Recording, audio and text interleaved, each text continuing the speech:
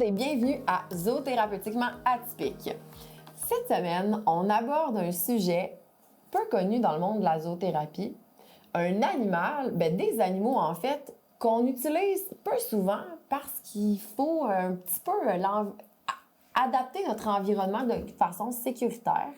Et j'ai parlé des volailles. Donc ici, on parle de coq soyeux, on parle de tourterelle rieuse, on parle de canard. On a récemment, depuis un an, on a adopté deux belles, au début, on pensait que c'était deux belles poules soyeuses. Ça s'est avéré en cours de route à être deux coqs soyeux qu'on a communément appelés Claude et Michel. Donc, Claude et Michel viennent dans les écoles avec nous. Ils viennent en CHSLD, font des rencontres avec différents milieux. Dans les organismes communautaires, on les a apportés au centre de pédiatrie sociale aussi. Ils parcourent différents milieux pour réaliser différents objectifs. La particularité chez la poule soyeuse, c'est vraiment sa plume qui a vraiment un toucher similaire aux cheveux, en fait, aux poils. Aux poils, exactement. Fait que pour ceux qui ont un peu plus peur des animaux à poils, parfois, le coq soyeux ou la poule soyeuse va venir jouer un beau médiateur. Est-ce que tu savais que son autre nom, c'est Silkies? Non, je viens tout juste de l'apprendre. Qu'est-ce qu'on fait avec cette poule-là? En fait, souvent, on va travailler soit avec des parcours, on va les inclure beaucoup dans des histoires aussi. On va travailler au niveau des soins, au niveau de l'environnement aussi. On va faire toucher pour aller chercher des réactions au niveau plus sensoriel, comme tu l'as mentionné tout à l'heure. Donc, sachez que la poule et le coq, ce sont des animaux qui sont très intelligents. On banalise beaucoup leur capacité à apprendre des choses, mais ils sont tout à fait capables d'apprendre multiples choses, multiples tours qu'on peut leur demander. En fait, c'est ça. Ils sont capables de reconnaître les couleurs, les sons. Et même, ils ont des émotions, les poules, et ils sont même capables de les reconnaître. On est capable de leur faire des parcours, de toucher des choses. C'est un animal très affectueux, en fait, et très intelligent. On va beaucoup l'utiliser en garderie également, au niveau de la stimulation du langage pour apprendre, en fait, différents mots, différents sons. On va même imiter la poule aussi. Donc, on va utiliser cet animal-là qui est, c'est ça, très soyeux de par son plumage. Et on va utiliser cet animal-là pour ralentir le débit du groupe et aider l'enfant vraiment à se concentrer sur une chose à la fois. Fait qu'on va vraiment utiliser la poule comme un médiateur vraiment pour observer et rassembler les gens aussi. Donc, comme tu le mentionnais, avec les enfants, c'est possible de travailler beaucoup de choses en garderie, mais aussi au camp de jour. Au camp de jour, où est-ce qu'on accueille les enfants directement au centre. On va aller prendre soin des poules, on va aller prendre soin des coqs, on va récolter les œufs. C'est de faire aussi des observations entre les différences de cocos. Oui, on va également travailler l'autonomie, la responsabilisation, la routine, en fait, l'apprentissage des tâches des animaux, de prendre soin d'un animal, mais de prendre soin de soi aussi. Le coq également va symboliser une fierté. On va travailler également cette notion-là avec les enfants de l'affirmation de soi, de la valorisation de soi. D'oser ses épaules puis de faire valoir, en fait, le coq, de par sa prestance, il est très calme, posé, mais très impressionnant et fait peur, à la limite, pour certains. Oui. Donc, on va vraiment jouer avec ça, avec les enfants et les adolescents, beaucoup en intervention, finalement. Fait que le coq nous rappelle que, finalement, on n'a pas besoin de nécessairement crier pour prendre sa place. On a juste à être là, observer et comme faire valoir ses limites. On aime bien apporter nos petits partenaires à poil dans les CHSLD ou dans les résidences de personnes âgées, donc avec les aînés. On y travaille la mémoire. Beaucoup. On va travailler souvent au niveau de l'émotion, de la nostalgie. Hein. On va beaucoup parler de souvenirs. On va travailler beaucoup au niveau cognitif, de se rappeler, de prendre soin. Parfois, au niveau aussi sensoriel, d'aller nourrir le coq, où est-ce qu'on va mettre un petit peu de nourriture dans la main, puis aller l'offrir au coq ou à la poule, selon. Dans le fond, on voit vraiment, dans les résidences de personnes âgées également, au contact de cet animal, une réduction de l'anxiété, en fait, et du stress chez les personnes.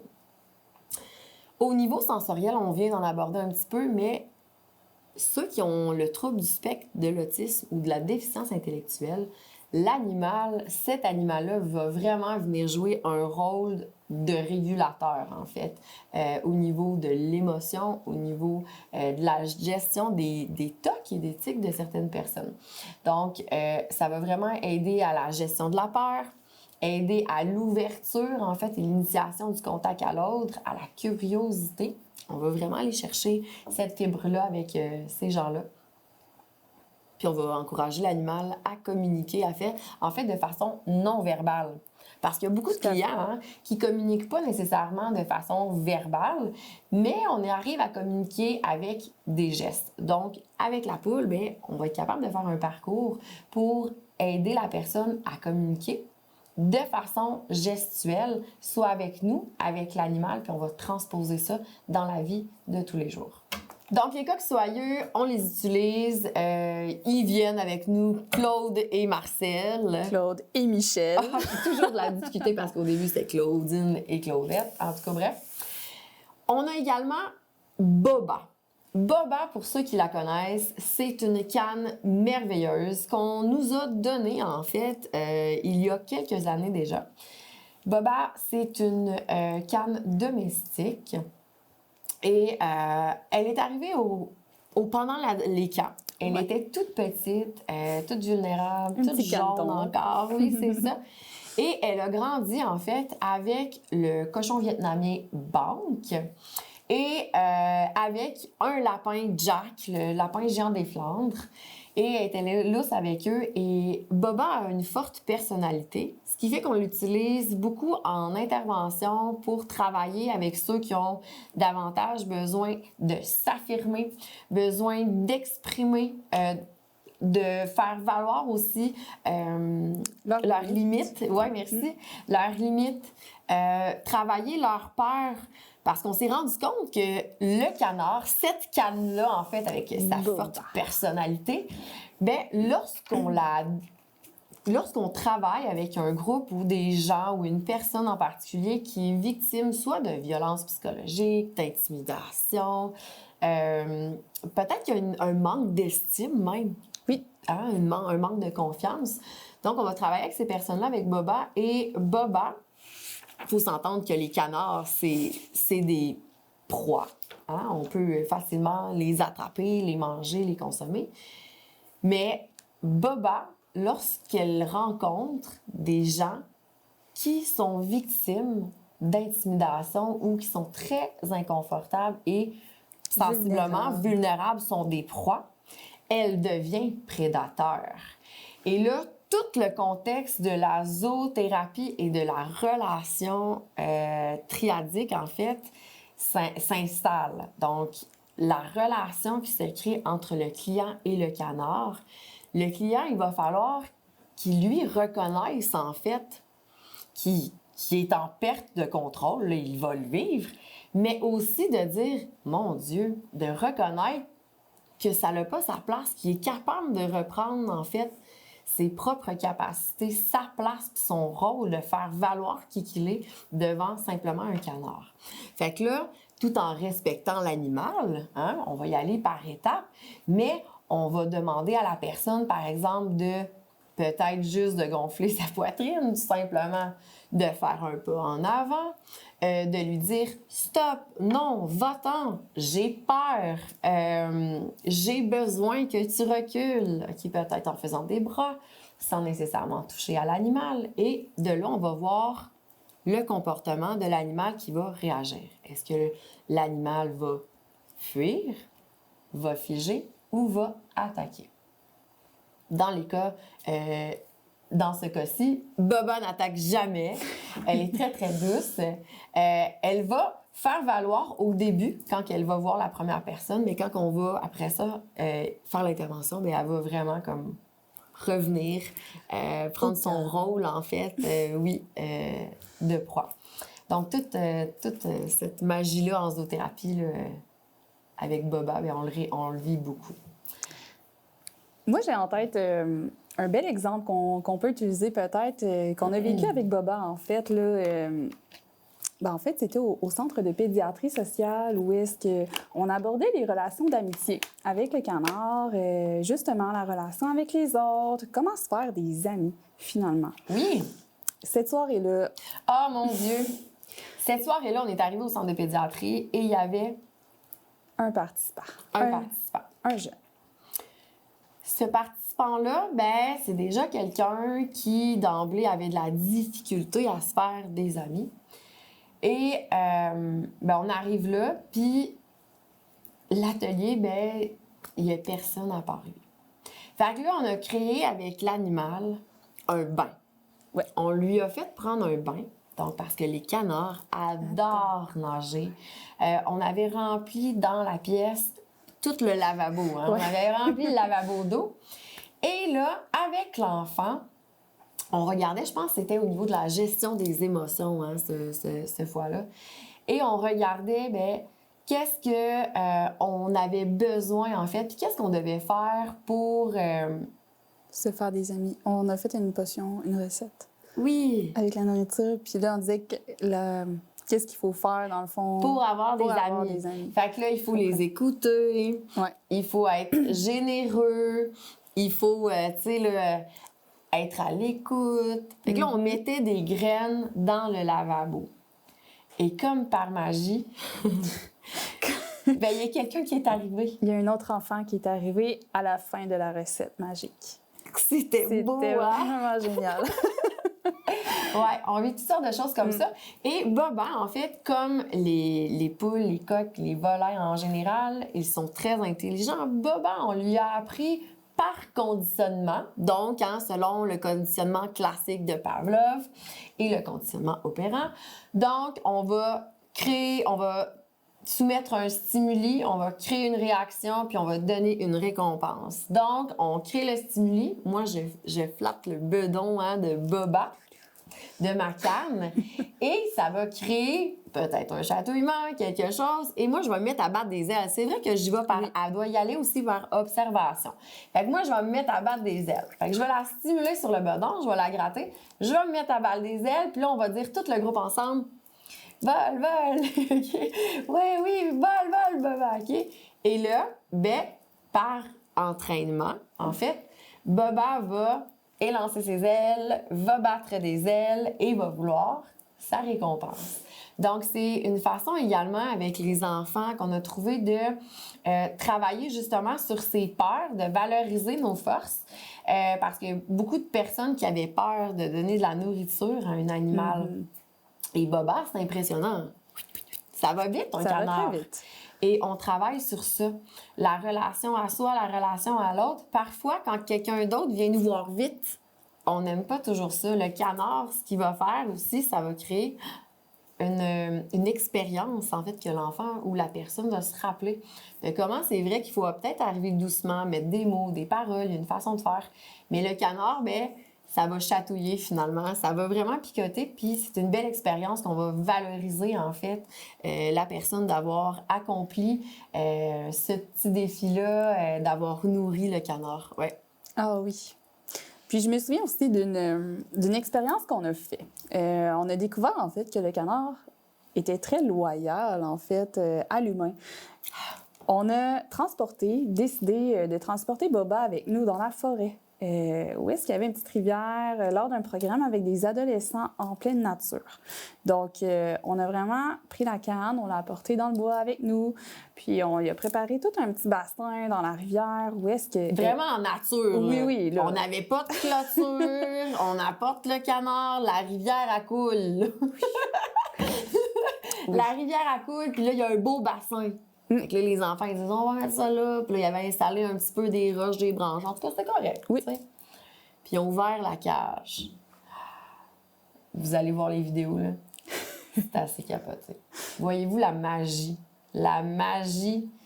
Les enfants, le plaisir qu'ils ont eu de voir cet animal-là libre, rester avec eux simplement parce qu'il est bien, puis parce qu'il ne se sent pas nécessairement pris.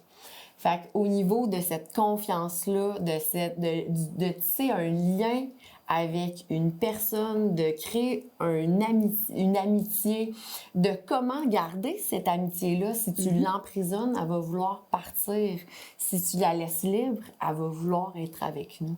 Fait que l'oiseau avait du plaisir dans l'eau à jouer, à nous éclabousser. On lui lançait des feuilles. On avait écrit des mots sur des feuilles aussi qu'on laissait aller dans la rivière à travers l'oiseau. C'était une belle intervention avec des adolescents. Vraiment. Ouais. J'aimerais ça parler aussi, il y a Neige.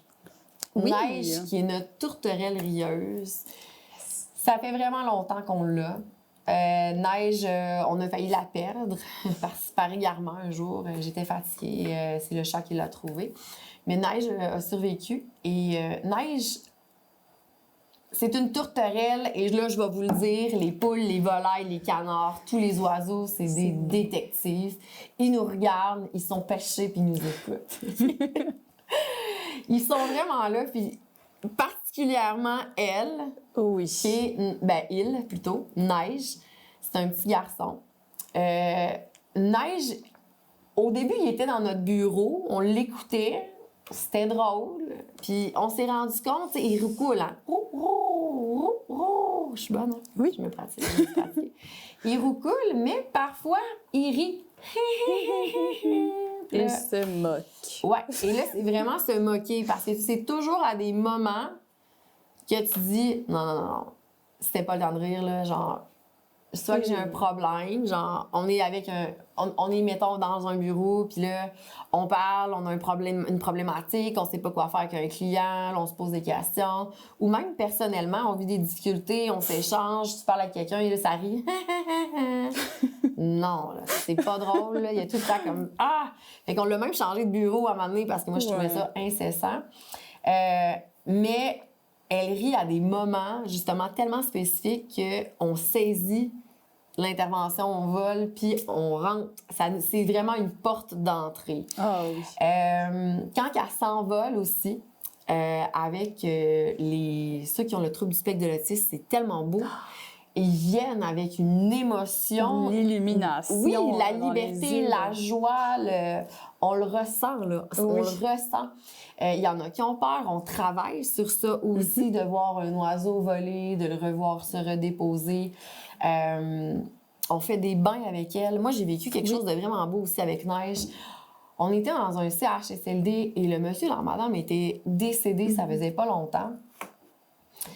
Puis l'oiseau, ben moi, j'ai déjà essayé de couper les ailes, il faut se le dire. J'ai déjà essayé de couper les ailes de l'oiseau, puis comme c'était indiqué, là, les 3 ailes, puis tout. L'oiseau s'envolait. Il s'est envolé pareil, puis il s'est envolé dans un gymnase. Et là, c'est le gymnase à Saint-Jacques-de-Lez, avec l'école là-bas, tu comprends? Qui m'avait mis là pour une intervention avec des groupes. Et là, j'étais comme, non, l'oiseau s'envolera pas, les ailes sont coupées, tu sais. Non, l'oiseau s'envole, il faut les échelles, les échafauds, tu sais. Caler la police et les ambulances, là. Non, mais tu sais. Mais elle s'envolait. Fait que depuis ce temps-là, j'avais arrêté de couper les ailes. Sauf que, je reviens au CHSLD, excusez, ma mémoire, ma façon de penser est partie. Je reviens, et là, j'étais au CHSLD avec ce monsieur-là, et l'oiseau s'envole. Il part du doigt du monsieur et il s'envole. Puis il s'en va atterrir sur la photo de la madame qui était décédée, dans le fond, tu sais. Et là, moi, je le sais pas, tout ça. Ben, tu sais, là, oui, je le sais pas, mais là, c'est moi l'intervenante. Et là, je dois prendre ce que l'animal m'offre comme intervention. Et là, je pogne la perche et je dis au monsieur, « Wow, c'est bien beau ce qui s'est passé. Qu'est-ce que cela peut signifier? » Et là, oh, monsieur, petite introspection. Et là, ben, peut-être que c'est ma femme qui m'envoie un message. C'est qu'elle me dit qu'il faut que je continue, L'oiseau, c'était comme l'espoir pour elle. C'était comme, tu sais, la colombe, parce que la tourterelle, c'est une colombe, c'est un pigeon, ça fait partie de la famille. C'est ça. Et là, écoute, c'était magnifique. C'était beau, là, tu sais, à la limite, on pleure, on vit une émotion, nous aussi, puis avec le client, parfois. Des fois, on reste très neutre, mais des fois, on se fait prendre de prise de vue. Ce que j'aimerais aborder, c'est pourquoi c'est difficile et peut-être dangereux d'utiliser, en fait, des volailles, de la famille des volailles, les animaux, dans nos interventions. Il faut savoir que ces animaux peuvent être porteurs de maladies aussi. Il faut les surveiller pour la teigne, les poux. Il faut regarder aussi la salmonellose.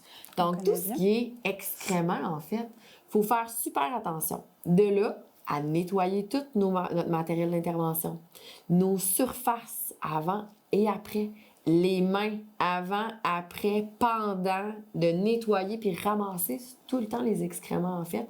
Puis il faut faire attention parce que tout dépendant du milieu, mais parfois en garderie, les enfants, qu'est-ce qu'ils font? On se les met dans la bouche, les mains. Fait que ça aussi, on n'en veut pas. On n'en veut pas. Fait qu'on va minimiser les risques. C'est là le rôle de l'intervenant. Puis, où est-ce qu'il est important d'aller chercher une formation complète en intervention en zoothérapie ou ces informations-là pour travailler avec ce type d'animal-là. Exact. Ouais. Est-ce que tu serais prête à ce qu'on oui, on y va. présente notre ami? On y va. On vous présente en live. On ne sait pas trop ce qui va se passer. Ça va être super cool. Mais on vous présente Neige. Yes. Neige, lorsqu'on ouvre la cage, premièrement, elle est libre de sortir ou pas, de choisir par elle-même. Et Neige adore la compagnie. Coucou, mon Lilou! Salut, Neige. On va lui laisser une petite chance. Oui, ça prend un petit peu de temps. Il va observer son environnement. Ce qui est important pour les poules, pour les canards et pour les oiseaux, c'est important d'avoir des cages qui leur permettent d'être en sécurité, donc avec une certaine rigidité, que ça soit aéré, puis souvent que ça soit à l'ombre. Hein? On veut un animal qui se sent apaisé, moins stressé. S'il voit l'environnement qui bouge, il va peut-être avoir plus envie de... Super, il y a quelque chose sur lui ici. OK. Good. Excellent. Donc, Neige, c'est ça. C'est un partenaire qui est arrivé pendant le COVID, en fait, celui-là. C'est une amie qui nous l'a vendu, en fait. Même, je pense qu'elle nous l'a donné. On va aller le rechercher. Donc, Neige aussi, on a travaillé aussi avec lui par conditionnement. On l'a entraîné. Lorsqu'on sort de la nourriture, il va vouloir venir nous rejoindre. Avec les enfants, ce qu'on aime faire beaucoup, c'est de travailler la concentration, être en mesure de ralentir le groupe, de focusser sur un objectif commun, donc travailler l'entraide. Et souvent, on va mettre l'oiseau, je vais vous mettre mon oiseau sur mon merveilleux crayon licorne, et on va mettre l'oiseau sur, par exemple, une baguette ou un perchoir. Et là, bien souvent, même là, il y a des personnes qui ont peur. Là, c'est tout dans la capacité d'adaptation, d'autorégulation de ses propres émotions, d'accueillir le tout, de constater que je suis en contrôle de mon corps, de mon être, de mes émotions, que ça va bien. On peut demander à la personne souvent de relâcher, de toucher peut-être l'oiseau. Neige aime bien faire des spectacles. Donc, comme vous voyez, l'animal est libre de partir ou pas. Souvent, Neige va rester sur le perchoir. Là, il n'est pas habitué d'être sur mon crayon, mais on va demander aux enfants en groupe ou même à des aînés, des adolescents, un groupe d'adultes auxquels on veut travailler la cohésion d'équipe même, puis le leadership finalement. On va demander à la personne de prendre le bâton et l'oiseau et on va essayer de réaliser un objectif comme ça sans que l'oiseau tombe. Neige adore se promener, il regarde les gens, des fois il va même chanter pour les gens. Il va vouloir monter sur sur l'épaule de certaines personnes pour venir roucouler. Et il vient vraiment roucouler avec son chant, puis l'oiseau va avoir l'impression qu'il va chanter son amour finalement à l'autre. Mais c'est ça qu'il va faire, de par son comportement avec un autre oiseau, il ferait la même chose au niveau de la séduction. Il va vraiment chercher aussi le contact physique avec la personne. Je pense à une situation qui est arrivée cette semaine, la semaine dernière, où est-ce que l'oiseau, en fait, a vraiment été se réfugier dans le cou de la personne. Donc, il est vraiment venu se cacher et, en fait, à côté, là, son corps et sa tête sur le cou de la personne, puis s'est mis à chanter pendant que la personne le flattait doucement. Ouais. Ça a vraiment été un beau moment là, de connexion entre l'oiseau et la personne qui ont vécu un moment magique, finalement. Là. Puis on était en groupe, puis on était à une conférence. Fait que ça, c'était un petit peu plus difficile comme intervenante d'aller comme... refléter. Oui, c'est ça, de venir voir, de venir peut-être valider ou venir faire miroiter des choses parce qu'en groupe, c'était pas l'objectif, finalement, de l'intervention. On voulait faire découvrir c'était quoi la zoothérapie, les dangers et qu'est-ce qu'on mange avec tout ça. Mais c'est ça, l'oiseau est vraiment venu créer un moment très privilégié pour cette personne-là. Exact.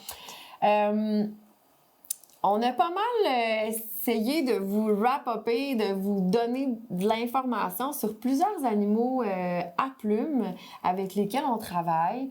Il faut savoir qu'il y a des dangers de travailler avec des animaux qui peuvent être porteurs de maladies. En fait, tous les animaux sont porteurs. C'est là d'aller contacter des vétérinaires, d'avoir un suivi très précis quand tu es un professionnel en zoothérapie. Et même à la maison, de voir à ce que vos animaux soient pris en charge là, et les soins nécessaires. On a Neige qui commence à avoir faim. On va aller le laisser déjeuner.